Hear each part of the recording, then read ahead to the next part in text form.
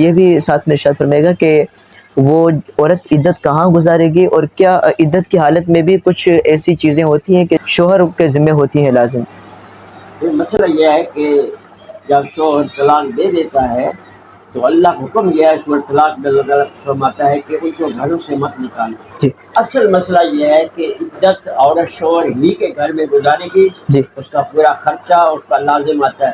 لیکن آج کل ہمارے معاشرے میں عورت کا شوہر کے گھر میں گزارنا نہایت مشکل ہو جاتا ہے، اس لیے اگر عورت جو ہے کہیں اور جگہ گزارے گی تو عدت اس کو خرچہ دینا پڑے گا، جب مجبوری ہے، شوہر ایسی جگہ نہیں ہے۔ ہاں اگر شوہر ایسا مکان ہے اس کی آمد رفت نہیں ہوتی ہے تو وہاں عدت گزارے، لیکن اگر مجبوری ہے اور جگہ اور عدت گزارے گی تو اور گھر پر عورت کا خرچہ لازم ہے، رہائش اور کھانے پینے کا درمیانی درمیانی خرچہ جی وہ ادا درمیانی کرے گا۔ خرچہ۔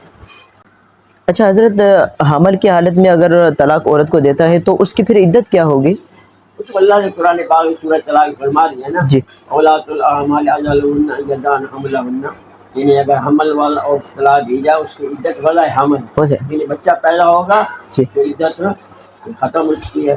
لیکن مثلاً اگر حمل کی حالت ہے، طلاق دے دی شوہر نے، اگر بچہ گر گیا، کچا بچہ ہے، لیکن اگر اس کے اعضاء بنے ہوئے، جی اعضاء تقریباً 4 مہینے کے زیادہ ہے تو پھر عدت ختم ہو جائے گی۔ اگر اس سے کم ہے، صرف لوتھڑا ہے، تو گر جب اس سے عدت ختم نہیں ہوتی ہے۔ پھر عدت جو ہے وہ ماہواری اس کو آئے 3 مہینے، پھر تین دفعہ ماہواری آئے گی تو پھر عدت اس کی ختم ہو گئی۔ اچھا حضرت، اگر کسی کے ساتھ ایسا ہوا کہ اس نے ایک دن طلاق دی اور اگلے دن پھر بچے کی ولادت ہو گئی، تو کیا پھر اگلے دن ہی اس کی جو عدت طلاق ہے وہ ختم ہو جاتی ہے؟ اگر مثلا اس نے اپنی بیوی کو طلاق دی اور وہ حاملہ ہے، جی کہا تمہیں طلاق ہے، جی اور بچہ پیدا ہو گئی، عدت ختم ہو جائے گی۔ ختم ہو جائے گی، اللہ صحیح کو ہے میں نا قرآن پاک جی۔